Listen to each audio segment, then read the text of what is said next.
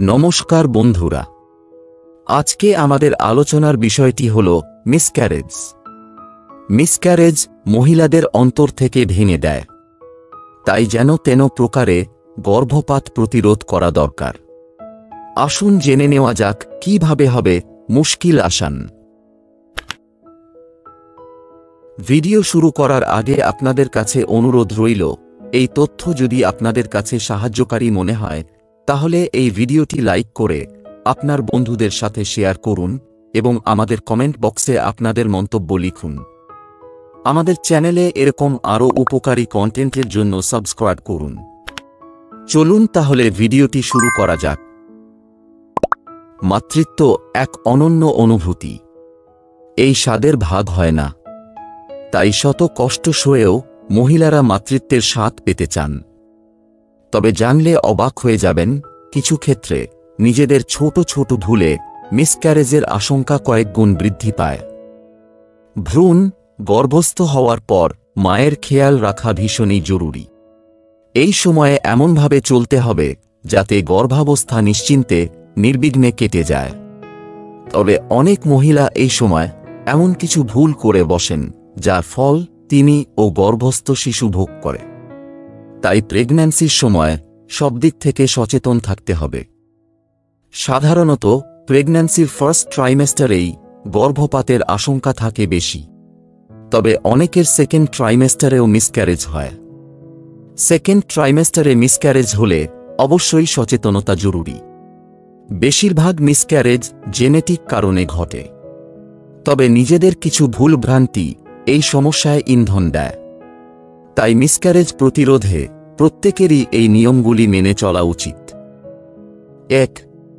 High impact exercise বন্ধ। এই সময়ে হবু মায়েদের খুব জটিল বা ভারী এক্সারসাইজ করা থেকে বিরত থাকা উচিত। এতেই তিনি ও ভ্রূণ সুস্থ থাকবে। এই সময়টায় ট্রেকিং যাওয়া চলবে না, এমনকি জিমে ওয়েট লিফট করার মতো ভুলও করবেন না। এতে মিসক্যারেজের আশঙ্কা বৃদ্ধি পায়। বরং চিকিৎসকের পরামর্শ মতো হালকা এক্সারসাইজ করুন। এতে শরীর চাঙ্গা থাকবে, চোট বা আঘাতের আশঙ্কাও কমবে, এমনকি ওজনও থাকবে নিয়ন্ত্রণে। ২. ক্রনিক রোগের চিকিৎসা করা জরুরি। মায়ের আগে থেকেই কোনো ক্রনিক অসুখ থাকলে অবশ্যই তা নিয়ন্ত্রণে আনতে হবে। ডায়াবেটিসে আক্রান্ত মহিলাদের কনসিভ করার আগেই রোগ নিয়ন্ত্রণে আনতে হবে। এছাড়া হাইপারটেনশন বা হাই ব্লাড প্রেশার, ডিসলিপিডিমিয়া এবং থাইরয়েডের মতো অসুখেরও চিকিৎসা প্রয়োজন। এই রোগগুলির ওষুধ নিয়মিত খেতে হবে, তবেই নিরাপদ মাতৃত্বের দিকে এগিয়ে যাওয়া সম্ভব হবে। ৩. ওজন রাখুন নিয়ন্ত্রণে। ওজন বেশি হলে হাই রিস্ক প্রেগন্যান্সির ঝুঁকি বাড়ে, এমনকি গর্ভপাতের আশঙ্কাও তৈরি হয়। বিশেষত যাদের বিএমআই ৩৫-এর উপরে, তারা বেশি মাত্রায় সচেতন হওয়ার চেষ্টা করুন।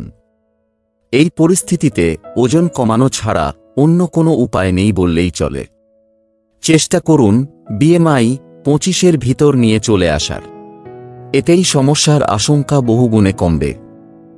তবে এই কাজটা একা একা করে ওঠা বেশ কঠিন, তাই দ্রুত ওজন কমাতে বিশেষজ্ঞের পরামর্শ নিয়ে ফেলাটাই বুদ্ধিমানের কাজ। ৪. বারবার মিসক্যারেজের ইতিহাস থাকলে সাবধান। যাদের এর আগে ২ বারের বেশি মিসক্যারেজ হয়েছে তাদের অবশ্যই অতিরিক্ত সাবধানতা অবলম্বন করতে হবে। এক্ষেত্রে কনসিভ করার আগেই চিকিৎসকের পরামর্শ নিন। তিনি আপনার সমস্যার কারণ বুঝতে পারবেন, সেই অনুযায়ী চলবে চিকিৎসা। বহু ক্ষেত্রে রেকারেন্ট মিসক্যারেজ রোগীদের আইভিএফের পরামর্শ দেওয়া হয়। এই অত্যাধুনিক পদ্ধতি ব্যবহারের মাধ্যমেই তাঁরা মাতৃত্বের স্বাদ পান। ৫. জীবনযাত্রার দিকে নজর দিন। গর্ভাবস্থায় অবশ্যই এই কয়েকটি নিয়ম মেনে চলতে হবে। যেমন ধরুন, ১. সুষম খাবার খেতে হবে। ২. বাইরের খাবার এড়িয়ে চলাই শ্রেয়। ৩. হালকা এক্সারসাইজ করুন। 4. রাতে তাড়াতাড়ি ঘুমাতে যান। 7 ঘন্টা ঘুম অবশ্যই হওয়া উচিত। 5. মদ্যপান ও ধূমপান বন্ধ করে দিন। আর অবশ্যই কোনো সমস্যা দেখা দিলে চিকিৎসকের পরামর্শ নিয়ে ফেলুন। আশা করছি এই গাইডলাইনগুলি মেনে চললে অনায়াসে সুস্থ মাতৃত্বের স্বাদ পাবেন। নমস্কার বন্ধুরা, আজকে আমাদের আলোচনার বিষয়টি হল মিসক্যারেজ হয়েছে কিনা তা বুঝবেন কি করে। সন্তানের জন্য সব মা বাবার মনেই অনেক স্বপ্ন থাকে, আর সেই স্বপ্ন যখন অচিরেই নষ্ট হয়ে যায় তখন মনের উপর সাংঘাতিক চাপ পড়ে। তবে এই সময়টা নিজেকে যত্নে রাখবেন। মা হবার সুযোগ কিন্তু আবারও আপনার সামনে আসবে। সন্তানের আশা আসলে আসার কথা। অন্তত বেশিরভাগ ক্ষেত্রেই এখনকার দিনে অনেক পরিকল্পনা করে সন্তান নেওয়ার কথা ভাবেন, কিন্তু যখন একবার সিদ্ধান্ত নেওয়া হয়ে যায় তখন নতুন অতিথির জন্য অনেক আনন্দ আর প্রতীক্ষা থাকে।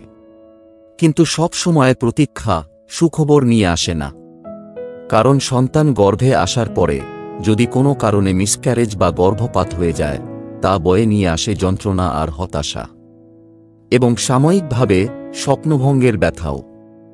কিন্তু মিসক্যারেজ হয়ে যাওয়ার কিছু আলাদা লক্ষণ আছে। কিছু ক্ষেত্রে আগেভাগে টের পাওয়া যায়।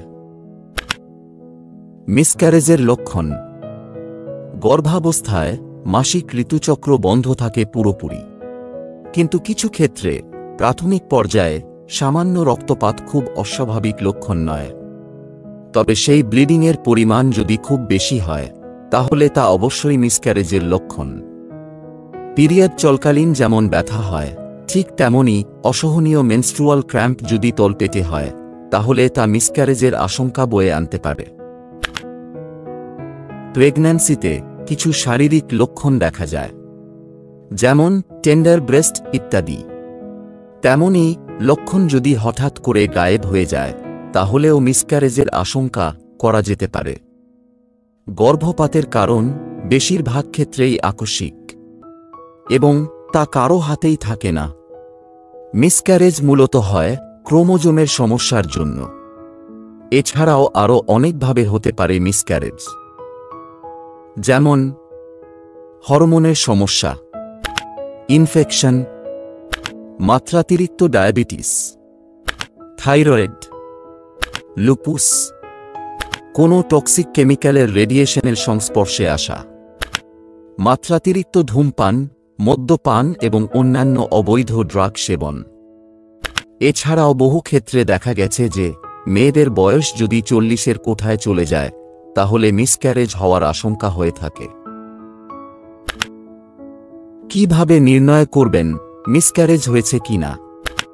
প্রথমত, যে কোনো লক্ষণ দেখা দিলেই এটা ভেবে ভেঙে পড়ার কোনো কারণ হয়নি যে মিসক্যারেজই হয়েছে। তাই সবচেয়ে আগে চিকিৎসকের কাছে যান, তাকে সবটা খুলে বলুন। বেশিরভাগ সময়ে চিকিৎসকেরা আল্ট্রাসাউন্ড করান। এর মাধ্যমে দেখা যায় গর্ভের শিশু নড়ছে কিনা, আগের বারের চাইতে তার বাড়বৃদ্ধি কতটা হয়েছে ইত্যাদি। দরকারে আরও কিছু পরীক্ষা করতে পারেন চিকিৎসক। তাই নির্ণয়ের ব্যাপারটিও পুরোপুরি চিকিৎসকের হাতেই ছেড়ে দেওয়া ভালো।